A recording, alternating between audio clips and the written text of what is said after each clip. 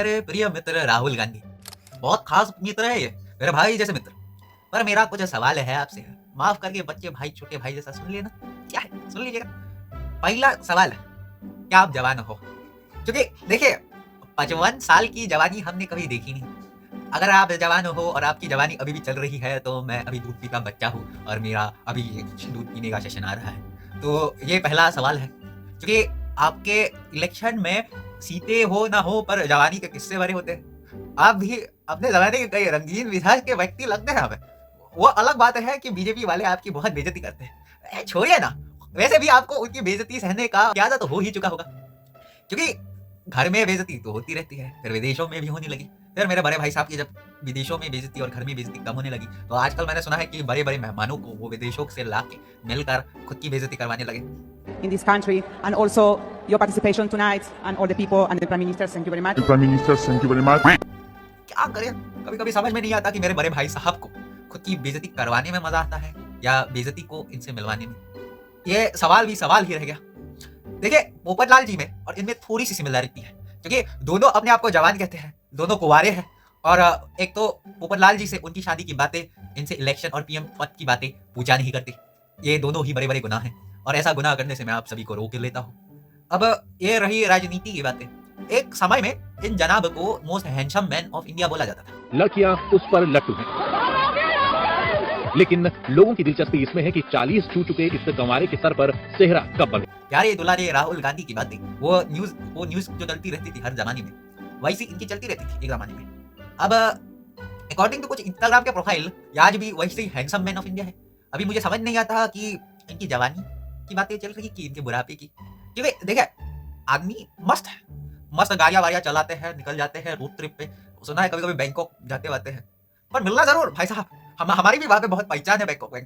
आपसे मुलाकात हुई तो मिलेंगे जरूर, बहुत मजा आएगा। सच बोले हैं, बताया बताया घूमेंगे साथ में, थोड़ी बाकी सब बातें वही देख लेंगे, वो अलग बात है। अब मामा एक चीज पूछनी है आपसे। लोग कहते हैं, मैं नहीं, लोग कहते हैं कि जहां भी आप जाते हैं वहां आपकी कांग्रेस या आपकी जो भी एलाइड पार्टीज है वो हार जाती है। वो कहते हैं कि आप एजेंट है बीजेपी के। झूठ कहते हैं, वो हारने का काम खुद करते हैं, हम तो वहां जाके सिर्फ मजे लेते हैं। मैं मानता हूँ आपकी इस बात को, क्योंकि देखिए इनका कोई गुनाह होता कुछ है नहीं, क्योंकि ये जाते अंतिम वक्त पे है और इनका इलेक्शन से कोई लेना देना होता तो है नहीं। लिटरली ये सब मुंह दिखाई के लिए जाते हैं। जैसे कि मैं जाता हूँ परोस वाली हलवाई की दुकान पे काजू कतली खाने, वैसे राहुल गांधी तो सारे स्टेट्स में जाते हैं इलेक्शन के समय मुंह दिखाई के लिए। बाद में तो वही जगह लिटरली बैंकॉक जाना है आपको, मिलेंगे साथ में, अच्छा होगा हम दोनों का। अब ये सारी बातें साइड में करते हैं, एक इंपॉर्टेंट क्वेश्चन पूछना तो भूल ही गया।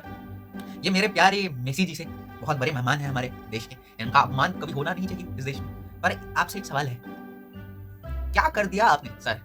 मतलब मेरे बड़े भैया राहुल जी आपसे मिलने आ रहे थे बड़ी मुश्किल से, वो भी लाइक अपनी शक्ल दिखा के बहुत दिनों के बाद।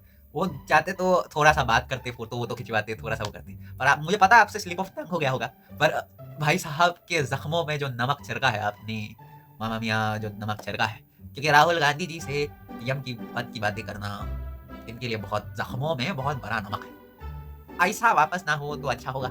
और दूसरी बात, जब ये सब आप बोल रहे थे, इनके चमचे बड़े मजे ले रहे थे। ससुरा मुझे कभी समझ में नहीं आता इनके चमचे करते क्या है, क्योंकि जब मेरे बड़े भैया की बेइज्जती बड़ी होती है तब इनके सारे चमचे साले बीच बीच में घूम घूम कर इनकी बेइज्जती में सहायक होते हैं। इनको पता ही नहीं चलता कि क्या चल रहा है। मेरे प्यारे मेसी सर जी, आपको किस गधे ने गलत फहमी करवा दी कि ये प्रधानमंत्री है? हाँ, आज बड़ी रखाई है, शायद किसी दिन हो गए तो अच्छी बात होगी, पर अभी फिलहाल नहीं है। मैं सोच रहा हूँ कि जब इसके बाद मेसी जी मोदी जी से मिलेंगे तो क्या कहेंगे, हम और एक प्रधानमंत्री से मिलकर है क्या भारत के दो प्रधानमंत्री है? ऐसा शकल मैं मोदी जी के शहर में देख नहीं पाऊंगा। वो भी बड़ा दुख होगा हमारे। वो अलग बात है, मोदी जी के लिए ये एक अच्छा सा जोक बन जाएगा, राहुल जी प्रधानमंत्री। इंटरेस्टिंग। चलिए, मैंने अभी एक रील देखी जहाँ राहुल जी लाइक 2-3 अच्छी बातें कर रहे थे।